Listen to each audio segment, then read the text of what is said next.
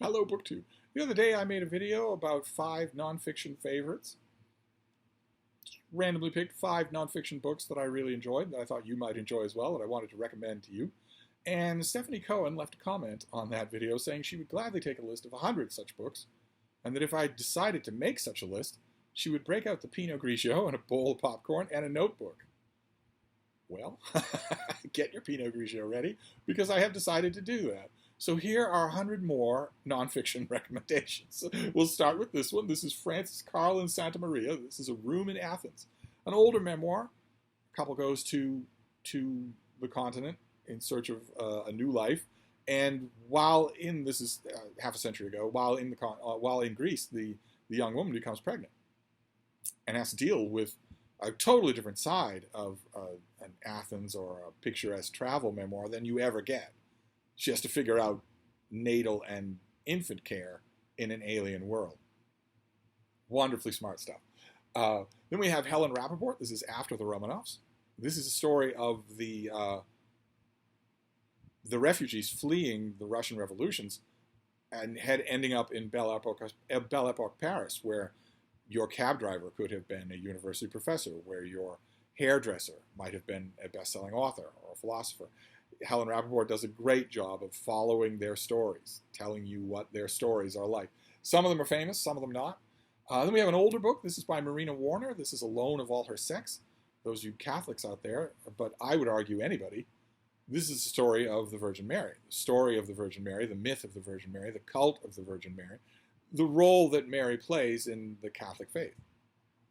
And Marina Warner does a great job of making that an applicable story to anybody. This thing got widely reviewed when it came out, and plenty of those critics were Jewish. They didn't have any dog in the race when it came to the Virgin Mary. They were merely commenting on how wonderfully this is done. We'll move on from there to Dorothy Sayers, wrote a lot of nonfiction. The one I want to pick from her just to make trouble is the book that she wrote, 50 years ago, more than that will make more trouble in 2023 than she would ever have imagined.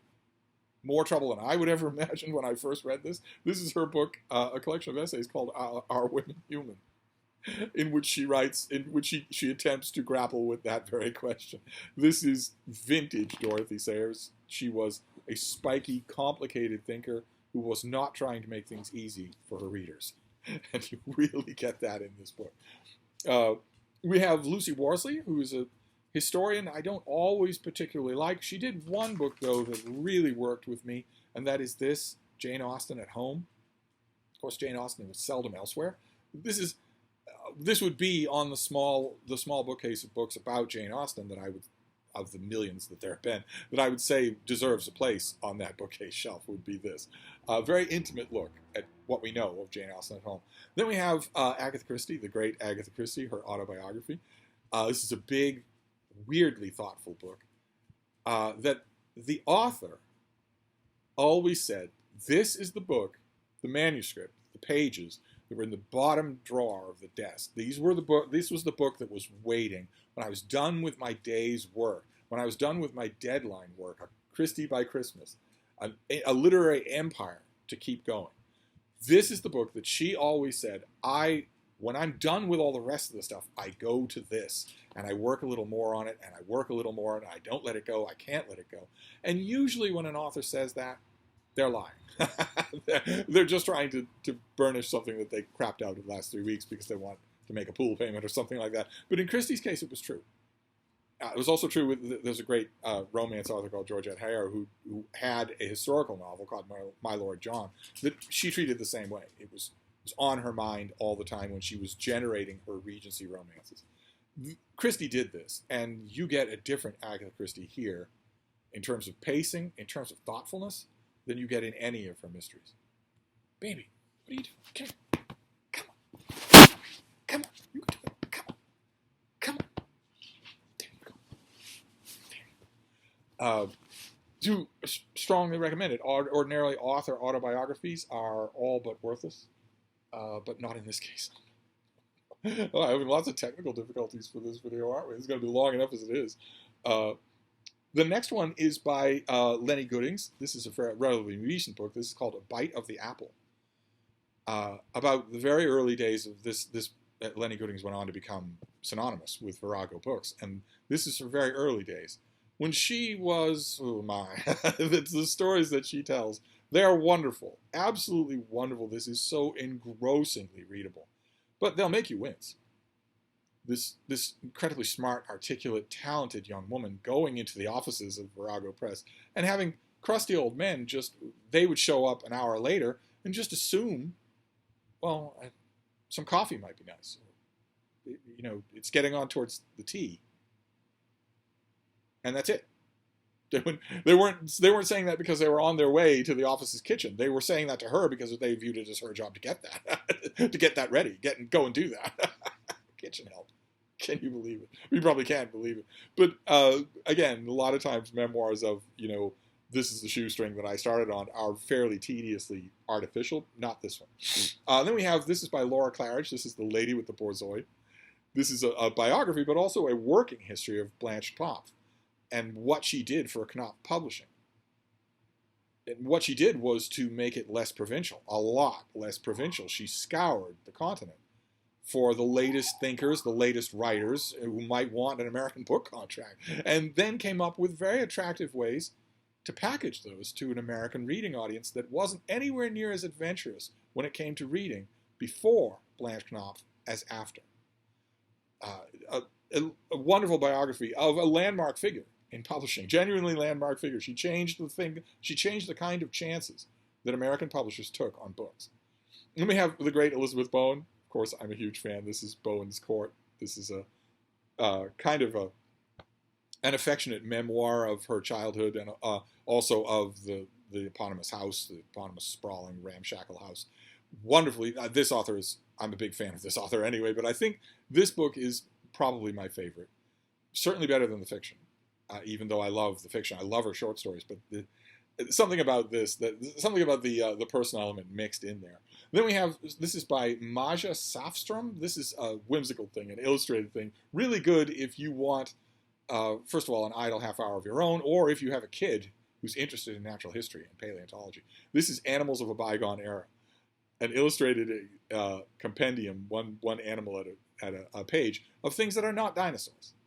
Basically, of things that are mostly not even connected to dinosaurs. Instead, they are weird animals. Here you have not only a woolly mammoth, but an ichthyosaur, which were not dinosaurs. Really, really charming stuff. Then we have a memoir by the New Yorker cartoonist Roz Chast. I saw this being solicited. I thought I knew what to expect. It's called Can't We Talk About Something More Pleasant? And it is totally not what I was expecting. It's gut-wrenchingly moving. It's unbelievably beautiful.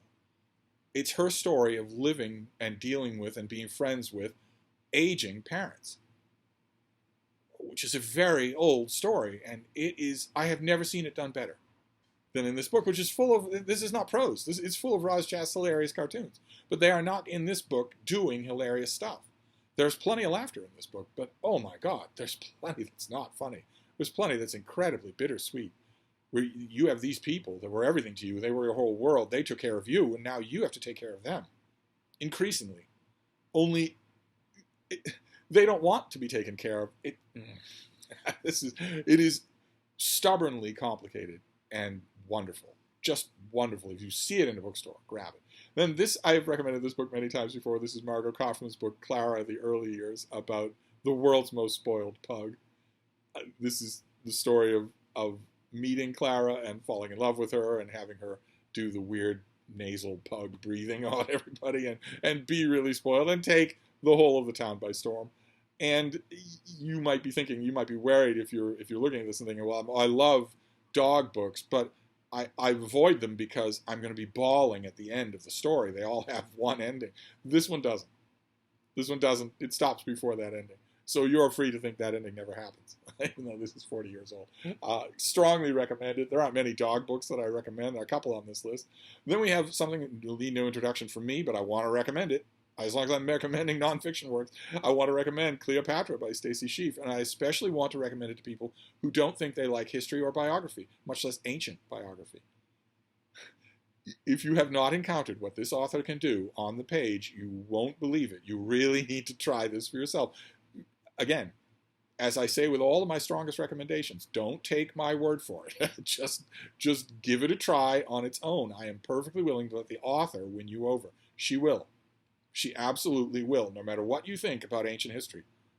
This will not read like anything else that you've ever read, and you will see how it can be done. This next one is Ellen Ullman. This is Life in Code.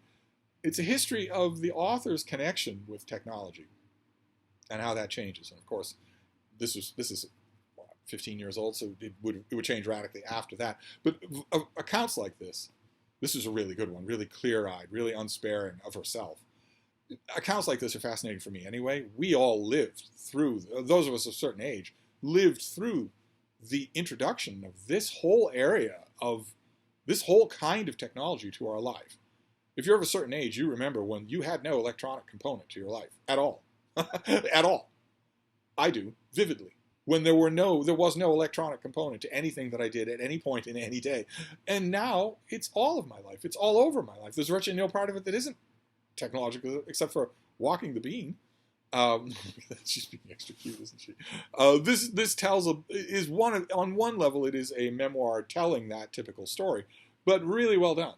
This next one by Laurie Garrett, I've recommended this a few times before. This is The Coming Plague. This is a big book of hers on emerging new viruses, emerging new diseases, new threats. And the emerging is key here. The word she barely ever uses in this book, that is now the word that defines our life, as David Quammen said it would, is zoonosis. The leaping of viruses from exotic animals elsewhere in the world where humans have not been. And where once upon a time, if you encountered an infected pangolin or a bat in some godforsaken corner of a valley of a northern province in China, you would get that virus, and it would do whatever it wants with you long before you came to a center of population. Now you can get on a plane. You're in New York in 15 hours. Maybe New York's not your final destination. Maybe New York is where you change planes to go to Chicago. That's another couple of million people. This is one of the earliest and best sweeping accounts of that kind of thing. Little did Laurie Garrett guess when she wrote this book 30 years ago that we would come to see a worldwide pandemic for the first time in a century. Then we have M.F.K. Fisher. This is an author I really like. She's someone that I would, again, recommend for her prose style, whether or not you're interested in her subject matter. Like, for instance, this is her book, Consider the Oyster, which is all about the cultivation and preparation of oysters as food. And the history of it a little bit, and the nuances of it. You might look at that and think, well, I'm not interested in that at all, but you will be. You'll read it and you'll love it. You'll read all of her books. She wrote a whole string of little books that are gastronomically inclined, but they are as elegant as English prose gets. Then we have Blanche Wiesen Cook. This is her biography of Eleanor Roosevelt. This is the third and final volume. The War Years and Later, War Years and After. This is a qualified recommendation only because I do actually recommend all 3 volumes. This is a landmark of multi-volume biography that will really give you, if you only had a hazy idea of why you should be interested in Eleanor Roosevelt apart from her husband, this book will tell you. It will give you a very clear impression of that. It's also a fascinating portrait. Cook never loses sight of the fact that this iconic figure is human. So you get I think that was probably something along those lines, was probably the idea behind the American cover design here, where she's almost lost in the crowd. That is a very pleasant effect of this biographical series. So I recommend Volume 3 if you only have time for one, but I recommend all 3. Then we have Susan Bordeaux. This is The Creation of Anne Boleyn, which is a biography of Anne Boleyn, Henry VIII's second wife, but also, as the title indicates, it's very much more than that. This is a legendarium map of Anne Boleyn. What people have been making of this young woman forever, since the moment that she came back to the English court from France. People were mythologizing her, and they've never stopped doing that, including biographers of hers. So this is kind of a meta study, and sometimes those get in the weeds, they get wonky, they get very boring. This one is none of those things. If you're a Tudor fan and you haven't got around to this book, oh my. Then we have Deborah Lipstadt, the great Deborah Lipstadt. This is a book of hers called Denying the Holocaust. This is from 30 years ago, thereabouts, about the growth of anti-Semitism in the West. Again, when I was reading this book originally, it never would have crossed my mind the extent to which anti-Semitism would return in the 21st century. That never crossed my mind. That openly anti-Semitic comments could get raucous applause at the Republican National Convention. That is amazing to me, even now, even though I'm watching it happening. It's still amazing. But this is terrific and clear-eyed. This author is a wonderful writer. And of course, this book is the pebble that started an avalanche. This book is the thing that caused her massive lawsuit with David Irving that he lost. Then we have Janet Wallach. This is her book on Gertrude Bell, Desert Queen. Penguin Classics has a collection of Gertrude Bell's letters that is very, very good introduction. But this is a biography of Gertrude Bell. And Gertrude Bell is one of the rare figures in history that actually is larger than life. Something about this time period produced a few of those. There's a reason why she is shown larger here than the Sphinx and the pyramids, because of the effect that she had on the politics and the social understanding of her day in the Near East. This was a bestseller. It was universally praised by critics. It deserves it. Really well done. Then we have Avia Zornberg. This is The Beginning of Desire. This is her very lovely book, a meditation on the book of Genesis that has an amazing insight. It's beautiful prose all throughout, but it has an amazing insight on virtually every page. As far as popular exegesis goes, I don't know of a better example. Then we have Brenda Wineapple, who's a biographer, but she took her a whack at a big, sprawling history, a huge book called Ecstatic Nation, which, as you can see from the dates there, 1848 to 1877, actually includes the whole of the American Civil War, but lots of other things too. All of a very wise approach here. It's all of the social forces that made the war inevitable, and then all of the social transformations that the war made inevitable. So you don't get just, first Bull Run, second Bull Run. That instead, this is the Civil War magnificently done in context. This is just a wonderful writer. Again, an example where I could recommend pretty much everything, but I didn't. Then we have Betty MacDonald. I've recommended this book many, many times before. This is her classic, The Egg and I. She and her husband went out to the country to try their hand at starting a chicken farm, and she told stories about their misadventures to everybody, to all of her friends, and all of her friends had the same reaction. You ought to write a book. And that stereotypical reaction, you ought to write a book, and she did, and it became a national bestseller. as sometimes those books will. Sometimes when all and sundry are telling you ought to write a book, it's because there's a good reason for it. And this is every bit as wonderful now as it was when it came out, 80 years ago, something like that. Then we have Marion Mead. This is her biography of Eleanor of Aquitaine. This thing is this is the best biography of Eleanor of Aquitaine, but it's getting a run for its money this year. I'll report back on that, but this is an amazing story. Eleanor's story is amazing anyway, and this is a marked improvement on every other Eleanor of Aquitaine biography. This is a woman who you might know her only from a bit part in Shakespeare, but she held her own with 4 or 5 different kings at an age when no one else was doing that. So, and left a pretty good record, provided you have the eyes to see what you should pay attention to and what you shouldn't. Then we have Sherry Lewis's book, The Enlightened Mr. Parkinson. And it's Parkinson. It's Parkinson's disease. This is a biography of the man for whom the disease was named, and it's all about that man and his time, which is marvelously recreated here. But also all about the disease. Just a perfect, 1-2 approach to this kind of popular history. We have Francis Fitzgerald, the Evangelicals.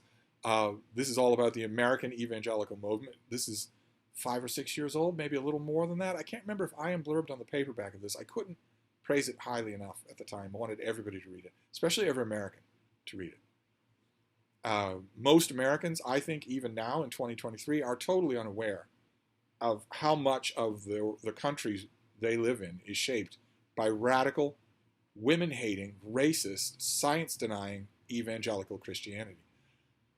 I think most Americans think that most Christians are their kind of Christian. And maybe that might be true numerically, but there's no reflection whatsoever on the levers of power. And this book it's a great history. It's a great history of the evangelicals, and it will arm you to know what you're dealing with. This was on every major year-end list. Then we have a classic. This is Marjorie Stoneman Douglas. This is her book, The Everglades, River of Glass. She was the heart and soul of the Everglades. a strong voice for their conservation and also for understanding them and not spoiling them.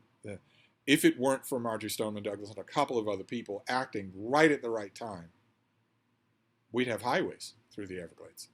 They'd be in far worse shape than they are now. So, and this is also a beautifully written book, a great example of natural history. We have Rosemary Sutcliffe. Some of you will know her. I don't know that she's really remembered anymore. I don't know. There was a Channing Tatum movie. But she wrote great, I guess now we would call them YA historical novels, and lots of other stuff too. Terrific writer. And she did a memoir, Blue Remembered Hills, about her childhood and young womanhood, that is not saccharine. Ordinarily, childhood memoirs by authors are the worst thing in the world. This is not that. I was charmed and carried throughout. Then we have Debbie Clark Modero. This is fast into the night. And as you can tell probably from that cover, this is her adventures on the Iditarod, the great dog sled race across Alaska in what used to be horrifying conditions with serious dangers, bears, crevasses, freezing rivers, thin ice. You would get a team of dogs and you would go on that race out into the Alaskan wilderness. And this is her adventures. There are a couple of chapters here on the Iditarod's rough beginnings, but this is mainly her life on the trail and off the trail. And I loved it. I've read a lot of Iditarod books. Of course, the Iditarod is doomed. I don't know if it even happened this year or last year. I have no idea. It's currently in the low 90s in Alaska. I think it was never really got below freezing too many times last year. Alaska cannot possibly sustain into the 21st century the snowpack necessary for the Iditarod to happen. So it will probably end up being a curious little detail of the 20th century. But it's fascinating. I've read all the memoirs of all the great players, and this one is terrific. And I should head off any reactions that those of you who are not familiar with the Iditarod might have. You might be thinking, well, how on earth can Steve like this?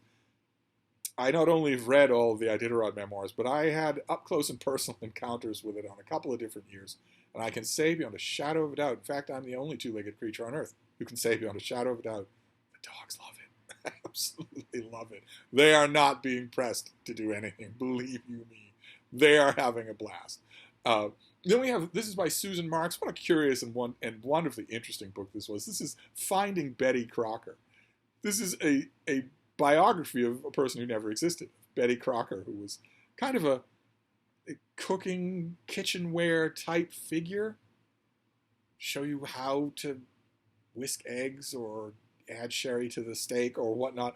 Oh, at one time, I don't think Betty Crocker exists as a corporate entity anymore, but at one time, she was unbelievably popular.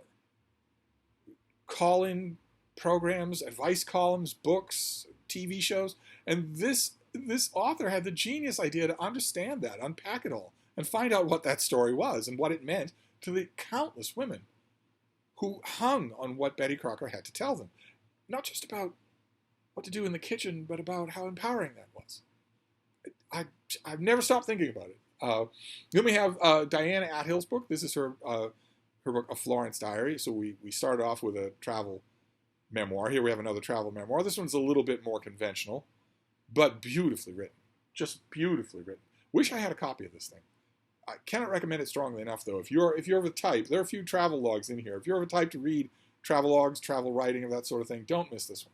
Then we have Patricia McConnell, and this is her book. She's written a couple of books on the dog-human relationship. This is For the Love of a Dog, about the dog-human relationship. She's written a couple. They're all really good. Of course, I always joke on this channel, the only person on earth who is actually qualified to write a book on what dogs are thinking and feeling is me, and I haven't done it, but this will come close.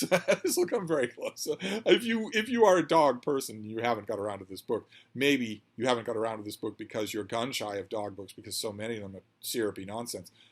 I hear that. I understand completely, but you might want to try this one. Then this next one, I've praised it a million times, praised it in print, praised it to all of you. This is Catherine Raven's book, Fox and I, where a woman goes to the wilderness to get away from the chatter of humanity and befriends a wild fox. Just starts showing up at her doorstep, not looking for handouts.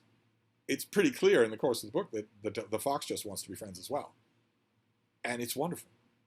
just wonderful. Just that kind of nature memoir. I became friends with nature memoir is very popular. Can be done very poorly. This is one of the best versions that I've ever seen. If you have not read it, you're going to love it. Then we have, this is by Catherine Smith, and this is The Gatekeeper. This is a little bit of a niche history, but not really. This is about a woman who was appointment secretary, front of the yard bulldog, all-purpose listening ear to Franklin Delano Roosevelt. An odd figure, powerful. Never had a book written about her before. I think she wrote a book of her own. Good luck finding it if she did. But this was fascinating. And it underscored, for me, that most modern presidents have had someone like this in their White House. Someone who was completely indispensable and who wielded power far outside the technical description of their job. You might think that would be the chief of staff, but really what we're talking about here is Mrs. Landingham, you West Wing fans. What we're talking about here is Mrs. Landingham. And almost every modern president had such a figure. And she was his. And sometimes the interest of the figure increases with the power of the president. Sometimes that happens. Then we have Devis Sobel. A lot of you will know this author from Longitude. But this is a book, The Glass Universe, about women computers. Back before there were computers, that term was used for people who were just going to do massive amounts of arithmetic, huge columns of arithmetic. They were called computers. And this was a cadre of wives and daughters and mothers and women at Harvard University who did a lot of that work and started to branch out to analyzing dots of light on the glass photographic plates of nighttime exposures of the night sky, hence the title. And making some real discoveries about what the men took all the pictures. The men generated all of those raw columns of figures that the women then had to compute. Before calculators, before computers, they had to just do it themselves. The women started looking at those glass plates and finding things that the men had missed. Leave it to Devis Sobel to find a story like this and just bring it to life. Then we have Cy Montgomery. Cy Montgomery also will be really familiar to a lot of you. This is one of Cy Montgomery's earlier books, The Good, Good Pig, about Christopher Hogwood, a giant pig that a slaughter hog, not a miniature pig, but a big 600-pound animal. A family takes in, they learn his ways, they learn all about him. It does, unfortunately, have that kind of dog memoir ending. You have to just prepare yourself for that. It'll be a good cry, a very therapeutic cry, an amazingly touching book, and also with some really funny things in it. And as long as we're getting the tears out, we might as well go on to this next one. This is Anna Quindlen's book, Good Dog, Stay, which is the one thing they don't do. And this is about older dogs. This is a hymn of praise to older dogs and how wonderful they can be, how wonderful they almost always are. Then we have a famous book, that, much like Black Hawk Down, this was a book that was made famous by a movie. This is Diane Fossey's book, Gorillas in the Mist, which is really worth a read on its own, apart from the Sigourney Weaver movie. The Sigourney Weaver movie is quite good, but this book stands apart from that and is wonderful on its own. Hard-hitting and wonderful on its own. And then we have the great Flannery O'Connor. This is The Habit of Being, a collection of letters that really unapologetically underscores how completely weird Flannery O'Connor was. These are weird letters. It's gripping reading. This was the cover to a poorly made trade paperback that came out about 50 years ago. I read that thing until it fell apart. That didn't take long. It was not well made. And I have never found a really good condition copy of this thing to actually, revisit. Then we have the great Elsa Maxwell, who was one of the greatest of that now almost vanished phylum of organisms called the Washington Hostess. Once upon a time in Washington, D.C., society matrons, hostesses, wielded a huge amount of power, more than senators. They are the ones who held gala balls, gala dinners, wonderful occasions, and everybody was invited, and they were told to check their politics at the door, but of course nobody did that. So those dinners, whether it was Elsa Maxwell's or anybody else's, were where so much of Washington actually happened. It's where so many deals got worked out. I was grandstanding on the Senate floor today because all of my colleagues were watching, but I'm here over cocktails, and Elsa absolutely forbids her guests to fight. So why don't we talk about this? What is possible here? All of those sorts of things happened, and no one was better at it than her. And she wrote a book, wonderfully titled "How to Do It," about entertaining. Which a large part of this is going to be about her own kind of entertaining, which is when you're inviting, the ambassador from the court of St. James to come to you. You won't be doing that. But a lot of this is also just very shrewd insight into human nature. Then we have Mary Beth Norton. This is another, like Brenda Wineapple, this is a figure I could have included almost anything that she's ever written. But I included in The Devil's Snare, which is about the Salem witch mania and the trials and all. What is going on back there, baby? I'm trying to recommend books.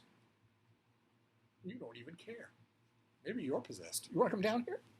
Give them some Frida yoga? Oh. Oh. What's oh. She's been doing that on and off all day, which is why the covering is gone from the couch. She keeps getting up and down. There have been many, many, many accounts of the Salem witch trials. Stacy Schiff did one herself that is really, really good. This is my favorite. Can't imagine why. Here, let's block the Holy Ghost sunlight. This is another book that I've recommended often on this channel. This is a big fat work of history, but so good. In the Days of McKinley by Margaret Leach. A big, solid, sort of stolid-looking history of President McKinley and also his times and his White House. Even the dust jacket looks like veined marble, and all of that is designed to give the impression of heft and weight. That I understand the decision to do that when this book was marketed, but it works against it now. If you find a used copy of this at your Goodwill or a yard sale or something, you're going to look at it and think it looks like the most boring thing in the world. It's not. It's not at all. It is thrillingly eloquent. Then we have Elizabeth Pisani. This is Indonesia Etc. Kind of a travel guide, but also a lot of history here about a weird region, some weird people, some weird encounters. She doesn't soften any of that. So this ends up being really, really picaresque writing. Then we have Bettany Hughes, another historian. I could have included almost anything that she's written. Her great big book, Istanbul, is the one that I picked. I think it's immensely winning. Just a totally inviting, big, fat book on a sprawling subject. Now, we already know there's no real way to do a book like this justice, whether it's Istanbul or Athens or whatever. There are always going to be more stories than an author can include in a book like this. So you want to go in how well a job the author is doing. This is a terrific job. We have another book that I've recommended many times, a travel writing. It's a travel guide, but it is fantastic. It stands head and shoulders above most of them. This is Barbara Gazzuti Harrison. This is her book, Italian Days. All about Italy, but oh my. So funny, so well done.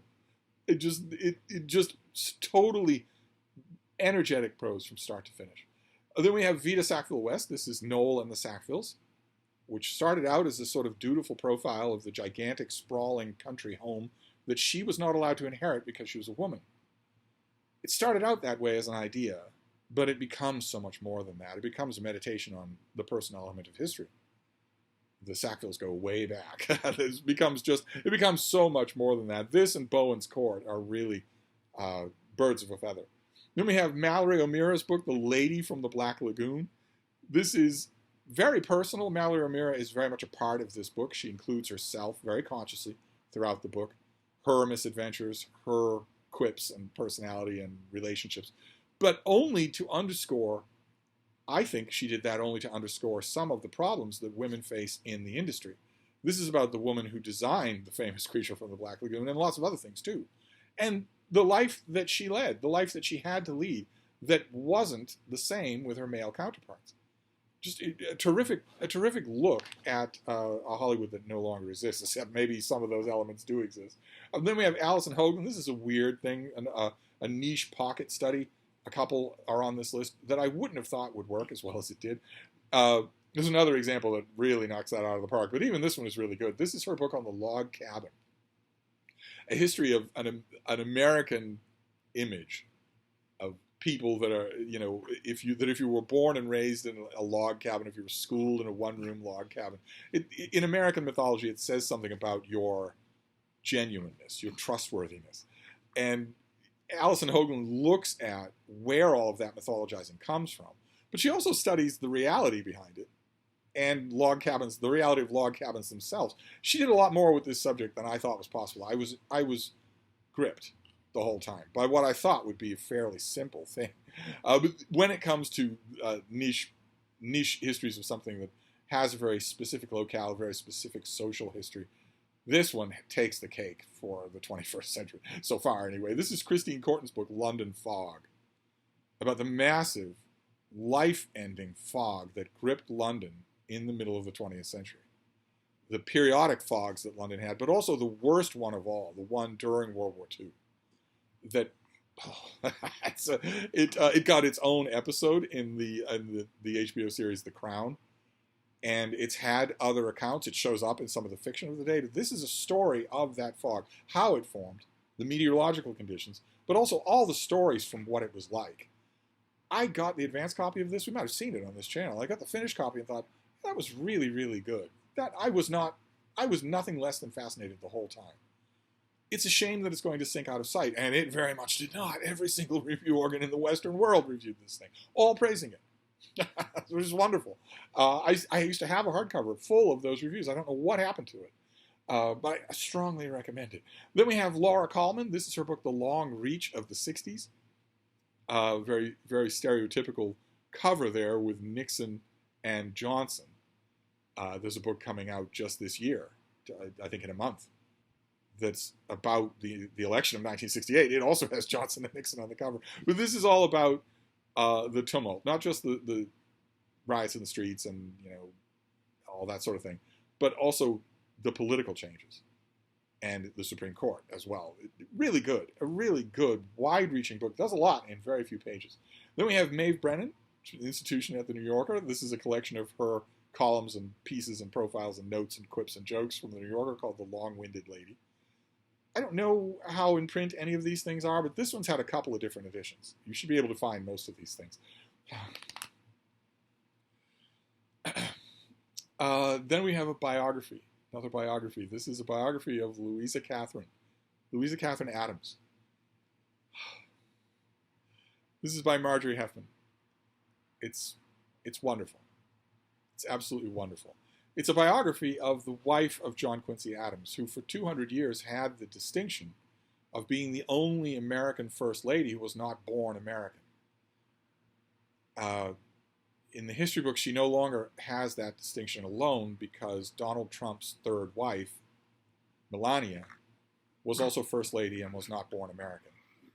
Louisa Catherine Adams has a couple of distinctions still in addition to those. Yes, Melania Trump was a First Lady who was not born in America. But Melania Trump is also not a legitimate U.S. citizen, and also she's not a free person. She's the possession of Donald Trump. He bought her from her previous owner. And you can't say either one of those things about Louisa Catherine. This is a book, it's not a complete biography. It's wonderfully, wonderfully done. I wish that it were longer. There have been many books on Louisa Catherine Adams, and this is the best one. Then we have Megan Marshall's book on Margaret Fuller.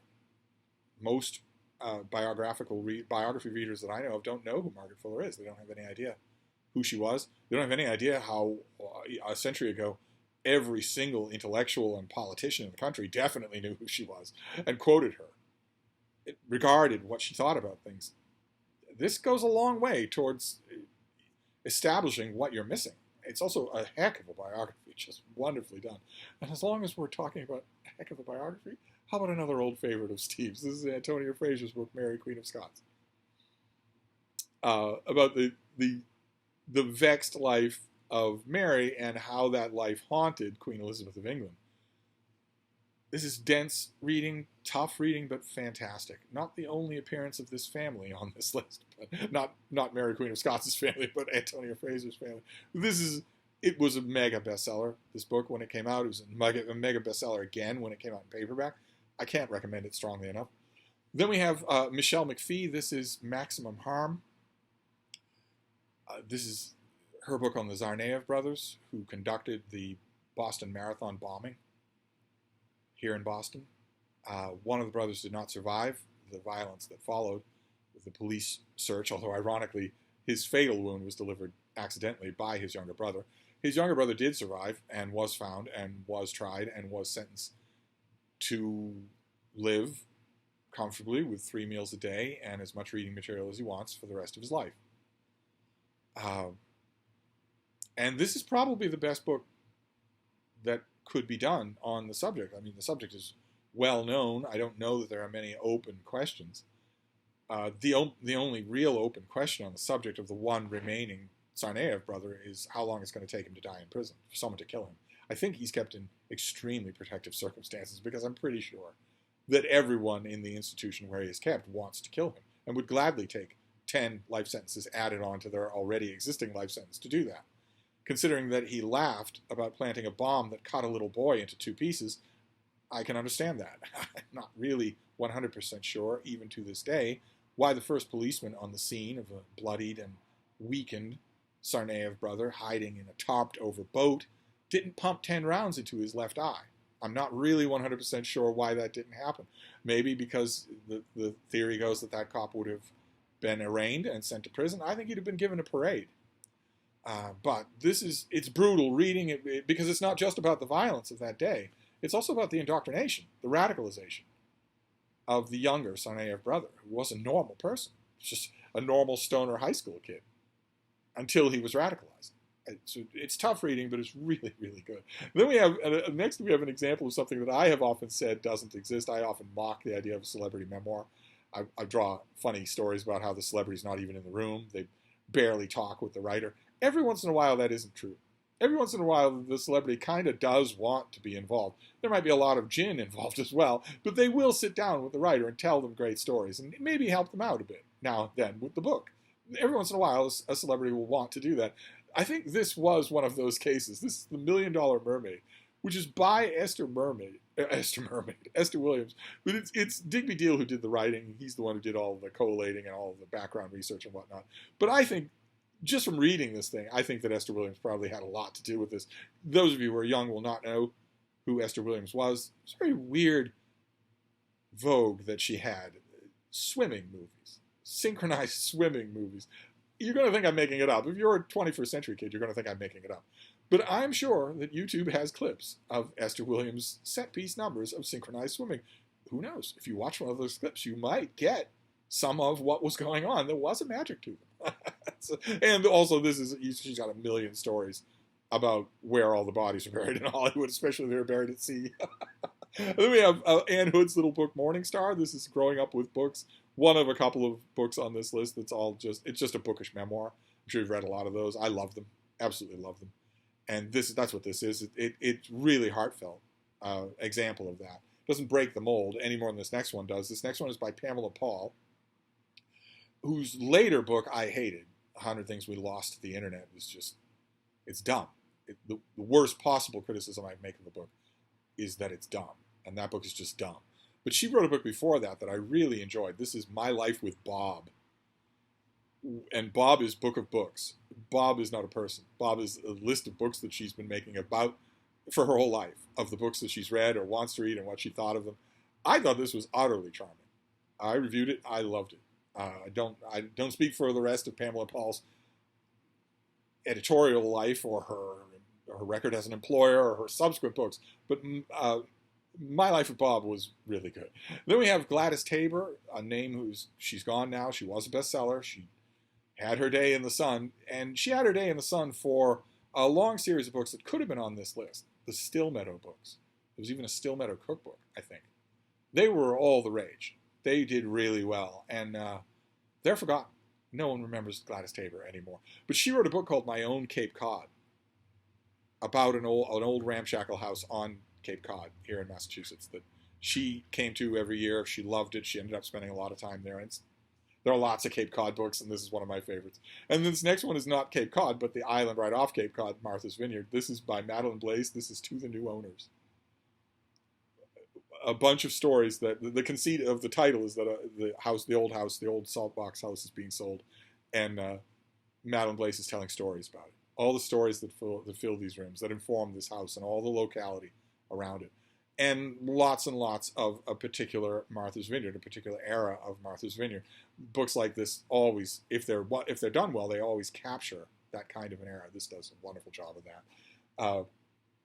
Then we have a classic. This is Eudora Welty, One Writer's Beginnings. Slim work, but incredibly good. On basically one brilliant writer's awakening to the world of books, to the world of writing, away from the world of childhood. Infinitely rereadable. We have Onward and Upward in the Garden by Catherine White. I've recommended this thing many times before. This is the New York Review of Books cover, proving that every once in a while the kids at New York Review of Books will actually pick a book to reprint that Steve likes, that Steve actually approves of. It does occasionally happen. Shelley the Pursuit, Life and Fate, Onward and Upward in the Garden. Every once in a while they pick somebody. This is an absolute winner. It's just a collection of meditations on gardening.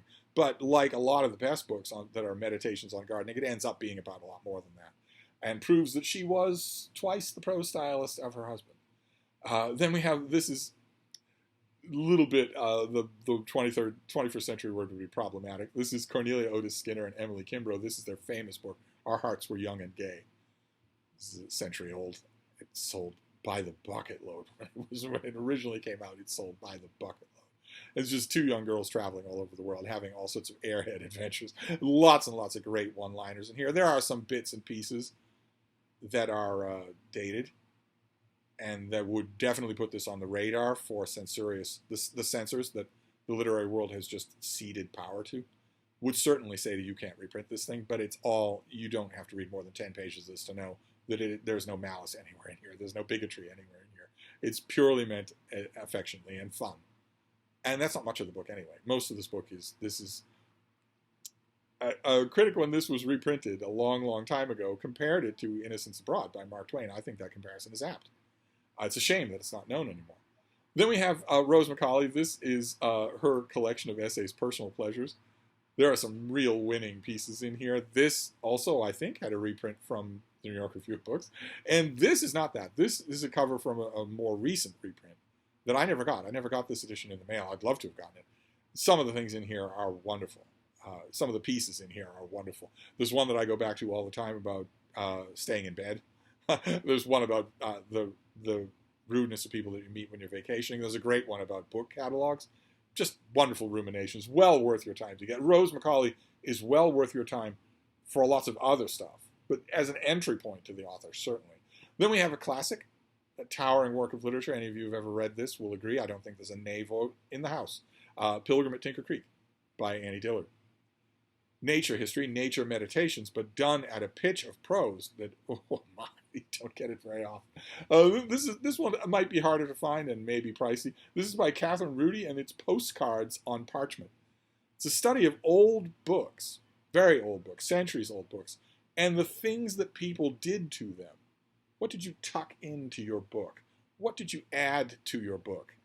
How did you, the word we would use now is personalize your book when it was easily the most valuable thing in your house aside from livestock?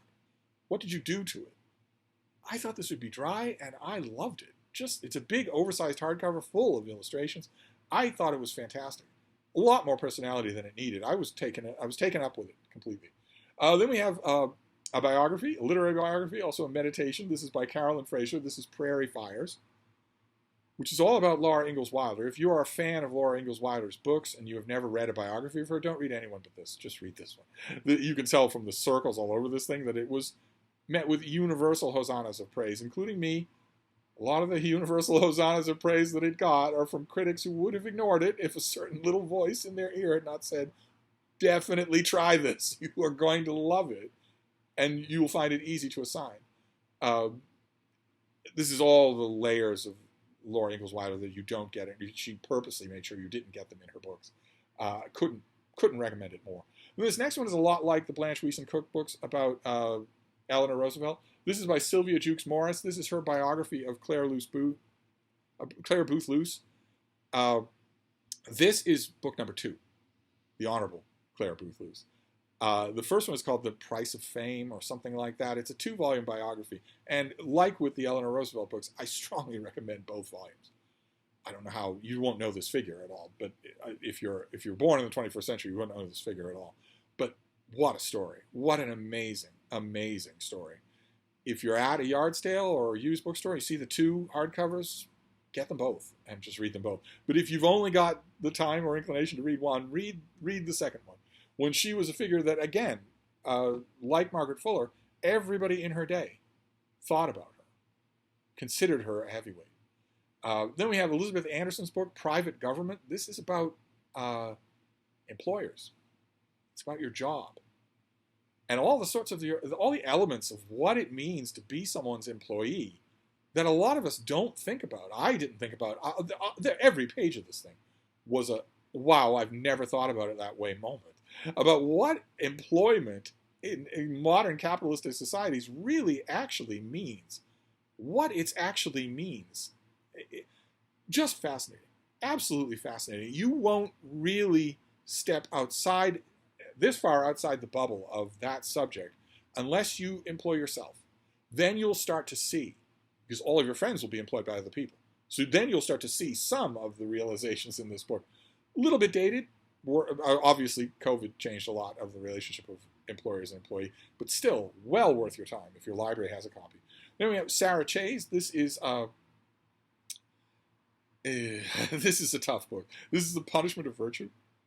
Lovely cover. I don't think that was the U.S. cover. I think that was a U.K. cover. This is about what the war in Afghanistan was doing to the people in Afghanistan. I've mentioned before on this channel many times that military histories always talk about casualties and wounded and killed on the battlefield and whatnot. But the first and most important casualty of any war are the people, the individual citizens, the civilians who didn't have any say in the war happening. They don't have any say in whether or not it will ever end. They don't have any ability to pick up their whole life and move to someplace safe. They're the ones that are most important. This book is mostly about them. And oh boy, nobody comes out looking good, but least of all America. Then we have Catherine Miles. This is Quakeland. I think I've recommended this thing on this channel before. This is terrific. Just terrific. It's about earthquakes. You'll learn everything you need to know about what an earthquake is, how it works, how afterquakes work, aftershocks, all that sort of stuff. But this is also predictive. A large part of this book is about superquakes that are coming, earthquakes that are coming. And just statistically speaking, they are unavoidable. And what will happen to a lot of, for instance, America when that happens? Judging by what the past has been like. It won't, if you're in an earthquake-prone area, it won't do anything to calm your anxieties, but it's a terrific book. Then we have Leslie Sharp. This is amazing. This is a wise, wise woman. And that comes through on every page of this book. This is the Quarry Fox. And this is just a natural history of the little animals that live in the Catskills. It, on one level, could be called very small-scale natural history, but like Fox and I, it doesn't feel that way. It feels revelatory. You will go back to this book, you will love it, and you will reread it often. It's like Fox and I in that sense. You will reread it often. Then we have Elaine Hayes. This is her, the Queen of Bebop. This is her biography of the great Sarah Vaughan. All the challenges that Sarah Vaughan had to face, and all of the times when her sheer talent made whole rooms just go quiet. Whole rooms of people who knew exactly the kind of jeering comments they were going to make. Suddenly they just couldn't do it. There are lots and lots of Spielberg-worthy moments in this thing, even though it is a completely upstanding, business-like biography. Then we have a favorite of mine, The Nature of Alexander by Mary Renault. This is a biography by a novelist. Mary Renault was a novelist. She wrote a biography of Alexander the Great, and this is very impressionistic. If you took her name off it, you knew nothing about her, and you just read this book, you would definitely know that it was a biography written by a novelist. It feels that way. But that doesn't lessen it at all. It's terrific reading. In many ways, the most terrific reading this author ever did. I mean, I always say on this channel that, the reason that we don't have shelf loads of biographies and histories from people like Mary Reynolds is because there was no money in nonfiction and plenty of it in fiction. I don't know if that was true here or if she just felt compelled. She wrote a trilogy of books about Alexander the Great, novels. Maybe she just felt compelled to write a book, or maybe the money, the offer was good in this particular case. But I strongly recommend it. A lot of you will have asked me over the years, what's really the one Alexander the Great biography that I should read? Depends on should. If you want, a straightforward, exhaustive, long, and occasionally boring thing, then there are other people to read, but this is none of those. And I would say it also is should. It's a one-of-a-kind reading experience. Then we have Marjorie Williams, who I've recommended on this channel many, many times before for a great book called The Woman at the Washington Zoo. But Marjorie Williams was a working journalist. She wrote a lot, and she wrote for Deadline, for money. And there's another book of hers. This is Reputation. And this is a lot of her long-form political profiles that she would have wanted to exist. She would have wanted these to outlive her. She would have been probably a little sardonic about The Woman at the Washington Zoo, which is a very personal book. Ultimately, a very personal book. This is not, except that it's a miracle that she got a lot of her subjects to talk as uninhibitedly as they did.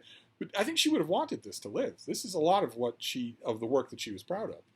Then we have, this is by Yves Laplante. We go back to the Salem witch trials. This is Salem Witch Judge, The Life and Repentance of Samuel Sewall, who was a judge at the Salem witch trials and went on to regret, and also to want to understand what had happened. What actually happened that made us all lose our minds? You won't get any definitive answers in this book, but it's an amazing portrait, an amazing just x-ray of this complicated guy. Then we have the great Lillian Hellman. She was a very, very thorny figure, but she wrote a book called Scoundrel Time that is great. It's not a long book. It's a great memoir, infinitely quotable. Acid, dripped in acid, but a great memoir. Strongly, strongly recommended. Another figure will be coming up on this list that it's a little ironic that they both be on the same list, but not yet. First, we have Christie Wilcox. This is her book, Venomous, which is a natural history, a study of venomous animals in the world. The cost of manufacturing venom, the evolutionary steps of why you would do that and how you would do it, of what these creatures are like, what the venoms are like. Just fascinating. First of all, the author opens the book and closes the book by reminding you or pointing out to you if you didn't know it, how many animals on Earth are venomous in one way or another. It's quite a few. It's not the ones you think of. It's not just the ones you think of. I loved it. I just love pointed natural history like this. And then I had to put a buffer between Lillian Hellman and this next person. This is Frances Kernan's biography of Mary McCarthy. This is Seeing Mary Plain, a terrific. Mary McCarthy has been the subject of a few really good biographical treatments. This is the best one. A complicated, not always attractive figure in American literature. A figure in American literature that I love. I think she's a towering figure, both in fiction and in nonfiction. And this book does her justice, which is not easy to do and the ultimate compliment. Then we have Amy Webb. This is a book by Amy Webb called The Signals Are Talking. About, I don't know that the phrase is ever used in this book, but it's really about the Overton window. It really is about when and how the ideas, the weird ideas from outside the normal discourse get their way inside. And of course, that subject has been radically changed. You cannot write a book on that subject in America anymore without that being a Trump book. He is the main highway and the principal vector of that transformation and will be until he dies in the residence of the West Wing in 2047. He is now the only thing to talk about when you talk about fringe theories getting into the mainstream, the moving of the Overton window. You are talking about Donald Trump. This book came out before that phenomenon, and therefore is a little bit more clear-headed in discussing what that's like and what kind of a danger it represents. And then we have Sarah Wheeler. I've recommended this book many times before. We're back to a travel book. This is Terra Incognita, her book about Antarctica. She travels all the way down to Antarctica and then experiences it in the limited ways that most civilians can experience it. And she's a terrific writer. Oh my God, another author on this list where I recommend everything she ever wrote. But I think this is the best thing that I've ever read by her. One of those travel guides. A lot of times we enjoy travel guides because we know we're never going to go through the anguish of going to the place. Antarctica would be strong on that list, and so you can just enjoy it through her. Then we have Susanna Lipscomb. This is an interesting Tudor history book. I've seen one of those already with Anne Boleyn. Now we have The King is Dead, which starts out as a study of the Last Will and Testament of Henry VIII, but it broadens to become a study of a very moving look at Henry's last weeks, and then his last year, and the people who were all around him and what they wanted, and maybe were there a couple who didn't want anything? Did he manage to know what was going on around him. It just, as a book about the death of a king, I just thought it was memorably good. We have Daphne American next. This is This Close to Happy. Really moving study of her dealing with massive mood swings, what she calls clinical depression. Incredibly touching. Your heart will be in your throat the whole time for the things that she's going through, for the way that her own mind seems to be preventing her from being happy, in ways that she really describes well. And then we have Rosemary Riddle. I don't know that this ever had an American release. I loved it. It's To Be Fair. It's about a judge. It's her memoir of being a district court judge. Lots and lots of well-burnished stories that she's obviously told many times before, but lots of meditations, too, on the nature of justice, on the nature of the judicial system. Terrific. I don't know how easy it would be to find, but it's terrific. Then we have Martha Gellhorn. This is one book among many that I could recommend by her. This is her memoir, Travels with Myself and Another. It's great. This is great literature. Like everything she wrote, including her novels, which are much, much better than the novels of her husband, Ernest Hemingway, and he torpedoed them specifically because he knew that. The reason why we have 10,000 commemorative editions of everything that Ernest Hemingway ever crapped out and no reprints of Martha Gellhorn is because of Ernest Hemingway. It's the longest case of literary revenge I've seen this side of the Trollope family. The reason that we study Anthony Trollope's novels in school and not the novels of his mother is because of Anthony Trollope. Same thing here, only here you don't even have anything edible. Here, this is just a big blustering a-hole doing his best to bury a competitor, even though the competitor was the wife of his bedroom. Despicable. So I very much recommend her novels, but I also recommend, this is a great book. All alone by itself, much better than anything that Hemingway wrote. Then we have a Penguin Classic. I've recommended this book many, many times before. This is Travels in West Africa by Mary Kinsley. Talk about armchair traveling. She went where no one had gone before. Not men, not the hardiest explorers of any kind. She did it with a parasol and a mesh net over her bonnet and a whole lot of grit. And wrote a book. This book was a massive bestseller. I don't have this Penguin Classic, but you can get it. Obviously, if it's a Penguin Classic, I'm very happy to see that it is. Makes for some terrific reading. And then we have Svetlana Alexievich. This is one of many books of hers I could have, like with a few titles, a few figures that we've seen on this list, I could easily have included lots of her work. This is The Unwomanly Face of War, where she interviews and talks with a whole bunch of women who fought during World War II. As an antidote to World War II books that would have you believe that would just tacitly assume that no women fought in World War II, but also as an antidote to Florence Nightingale style of depersoning the women who fought in wars as being somehow less savage, less connected, less invested than the men. Terrific stuff. I just really, really love it. Then we have Leanda Lynn Haupt. Not sure if that's how you say her name. She wrote a book that I really loved called Crow Planet. But that's not the one I'm recommending, although I could. Instead, I'm recommending The Urban Bestiary. This is her book about all the animals that live with us in our cities. All the animals that go through my trash every night. This is a book about them and how they've adapted and what they're like and all sorts of tidbits like that. A fairly common approach to a book, but wonderfully done here. Just wonderfully done. We have Ruth Cracknell next. This is Journey from Venice. I have a soft spot for nonfiction about Venice. This is her book about her time in Venice and her memories. Wonderful stuff. Not a whole lot, despite the soft focus of the cover. There's not a whole lot of the syrupy sentimentality here that tends to ruin Venice books, so I strongly recommend it. Then we have Elizabeth Longford, the mother of the aforementioned Antonia Fraser. This is her big fat biography of Queen Victoria. Won the James Tait Black Prize, major prize.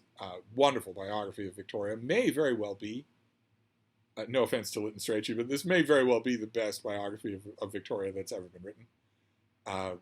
I don't have the particular hardcover edition of this that I really want. Sooner or later I will see it, but just terrifically good, a fittingly long book. Then we have Susan Casey. This is Voices in the Ocean. Her study of what we know about dolphins from what we can hear, rather than a lot of what we can see. And it broadens out to all the other singing cetaceans that live in the oceans and what we can learn about them, what the superstructure of those sonic constructions and what they're all about. Lovely, wonderful stuff. Perfectly done natural history. We have Katie Fallon's book, Vulture, about an unloved bird. This is about vultures of all kinds. Also perfectly done natural history, but these things that you think you know about them, but you don't know a lot. Most people don't know a lot about the fascinating evolution of biology of vultures, their social structure, what they're like. They don't end up being lovable. This book never actually makes them lovable, but you'll know a lot more about them. It'll mean a lot more. Then we have Margaret Macmillan. I've recommended this author many times. She's another example on this list of someone I could have recommended everything she's ever written. In this case, I chose The War That Ended Peace, about the road to World War I. As you can tell on the cover there, right? Because you have the young Kaiser and a very young Winston Churchill. This is about... She resists the construction that World War I was inevitable, but this is about, in ways, the inevitability of World War I. Terrific. Well-trod ground. Lots of historians have written about that. This is marvelously done. She is such an insightful historian. Just incredibly insightful. Then we have Carolyn Alexander. She wrote a book on the Endurance. Probably a lot of you know that book. But she wrote a book on Homer and the world of the Iliad, the war that killed Achilles. I can't recommend this strongly enough. What a meditation this is. Not just on the Iliad, although there are parts of meditations on the Iliad in this book that are incredibly good, but also on warfare, just in general. It is, after all, book 2 but war. This is just a terrific meditation on that. A really revisitable book. Then we have another book that Hemingway recognized was written much better than anything that he could write. In this case, he was willing to praise it, but only because the author had the good grace to die.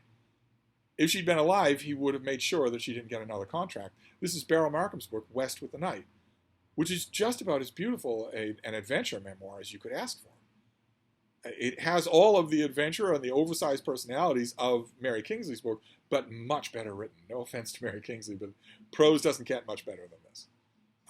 Just wonderful. And it always comes with, I'm sure that this edition, but every edition, see, it even has a foreword by Martha Gellhorn.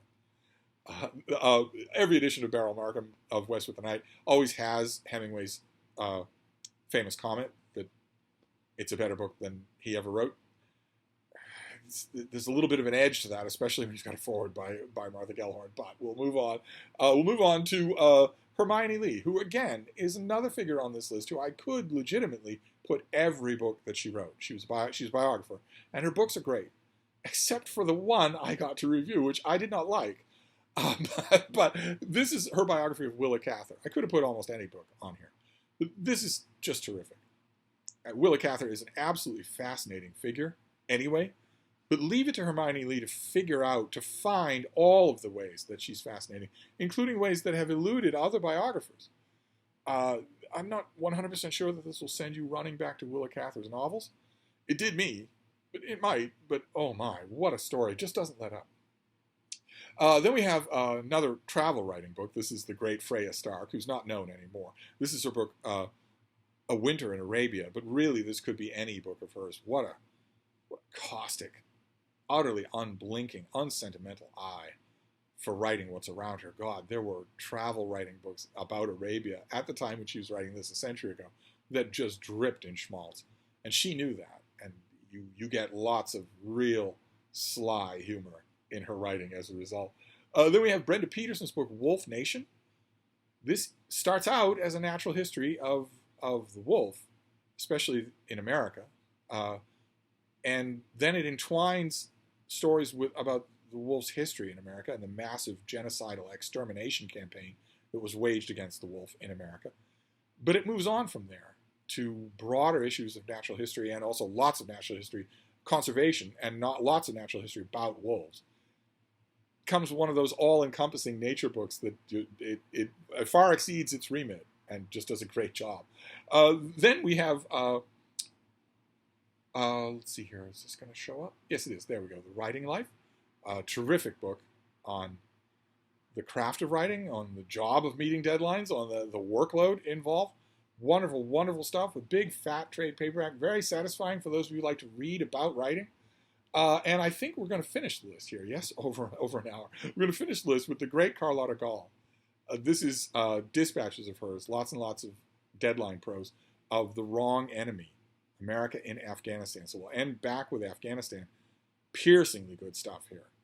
brutal, brutal stuff from a woman who went where the men were going to get the stories and got them and just wrote the hell out of them. This is just, again, I'm sorry to end on a grim note. I don't. This was all alphabetized by my computer, so I didn't set these up, or I would have ended on a happy note. But this is not a happy book, but it is penetratingly good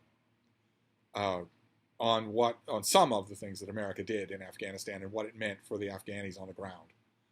So we'll end with that with reportage, but really, really good reportage, really, really unmissably good. And there you go. That is exactly what Stephanie Cohen wanted. That is 100 nonfiction book recommendation list for your popcorn and your Pinot Grigio and your notebook. Also, just a little bit for someone who sent me an email.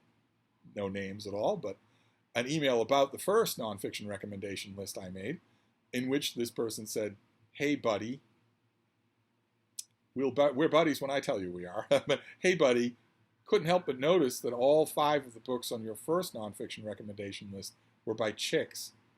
Bet you couldn't extend that list to 10. The only comment I'll make here is the next time you want to make a bet, let's make sure there's 5 figures of cash and a notary public in the room. Okay? That was 100, and if you don't think I could make this list 1,000, you haven't been watching this channel." Anyway, it was mostly for Stephanie. It doesn't have to end on a contentious note. So I'm going to wrap this up for now. That's 100 nonfiction recommendations from Steve. I will see you soon. Thank you, BookTube.